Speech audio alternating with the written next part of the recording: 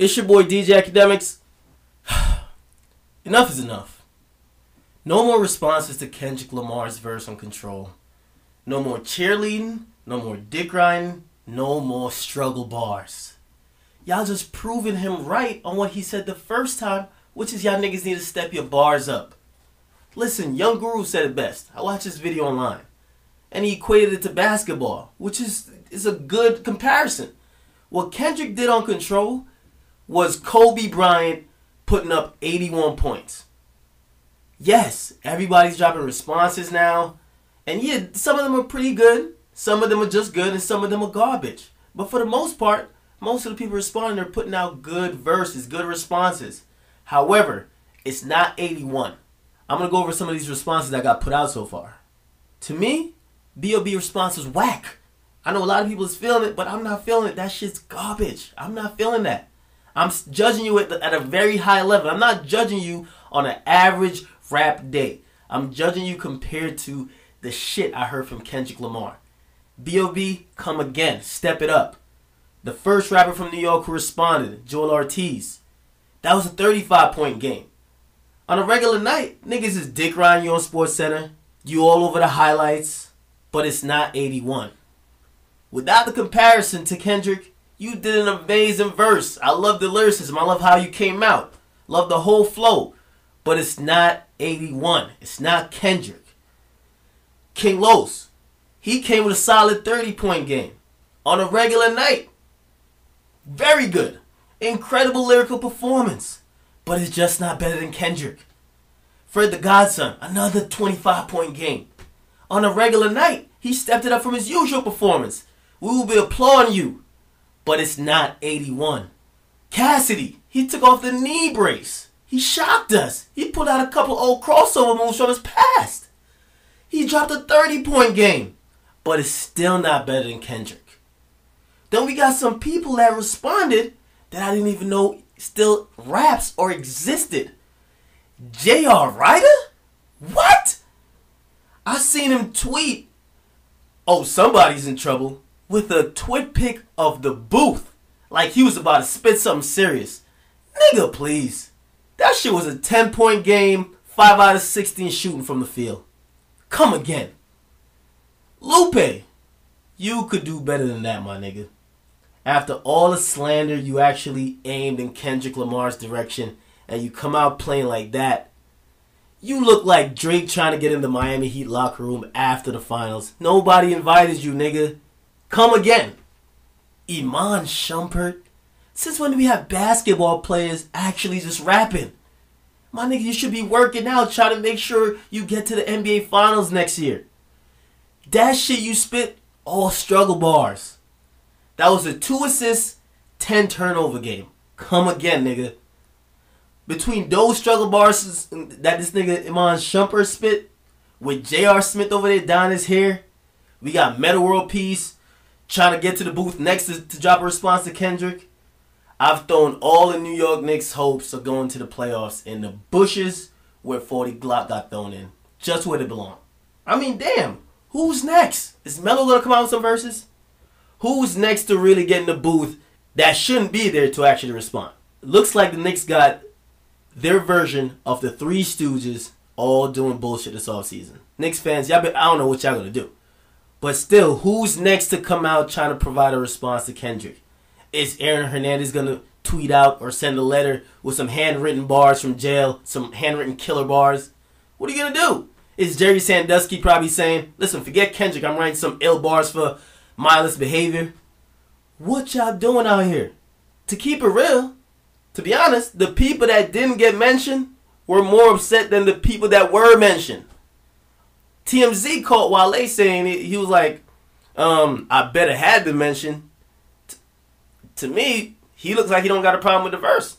He seems like he's just happy to be in the conversation. As long as he's at the table eating, he don't care if he's at the head of the table. He just wants to be at the table in general.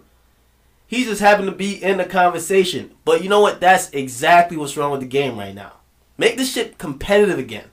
Challenge each other. Like, you got to call each other out. You got to defend your shit. You got to challenge other people to look at your work and make something better. And that's what Kendrick did, and that's why I salute him. But still, I'm tired of the response verses. Enough. Enough is enough. I don't want to hear no more response verses past Friday. After Friday, I don't want to hear no more lyrics. All the lyricism shit is cool, but I'm exhausted. I'm done with it. After Friday, I don't want to hear no more. I'm back to being on that Versace shit. Don't get me wrong. I love what this verse is taking hip-hop. It's challenging fans. It's challenging MCs. And it's really trying to get us to a place where we look for higher quality in music, which is always good. But we all got to understand that the game right now, compared to where it used to be, is in a much better place. Hip-hop now got a lot of balance that it lacked in the last, 10 years ago.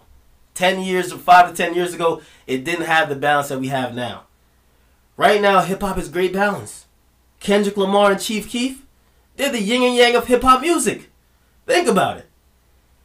For Kendrick, to me, his verse called out all the New York rappers who had mad excuses for the longest for why they weren't popping.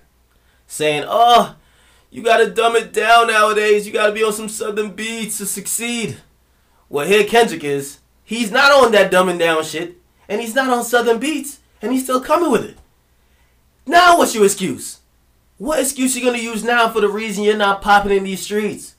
I'm waiting to hear it, and that's the best part about this verse. What is your excuse now? To keep it real, a lot of people just got to come out and accept it and say, listen, Kendrick's just on a higher level, and the reason we're not buzzing or we're not on is because we're just not good enough. And a lot of rappers, nobody want to admit that, but that's what it really is. Even Chief Keef, and this is why I respect Chief Keef right here. Chief Keef responded on Twitter describing this whole shit. He said, lyrical lames. Lyrical lames. And that's exactly what I expected Chief Keef to say in response to this whole thing going on. So I gotta salute him. You could say a lot about Chief Keef, but you could know clearly this guy know what he is and what he isn't.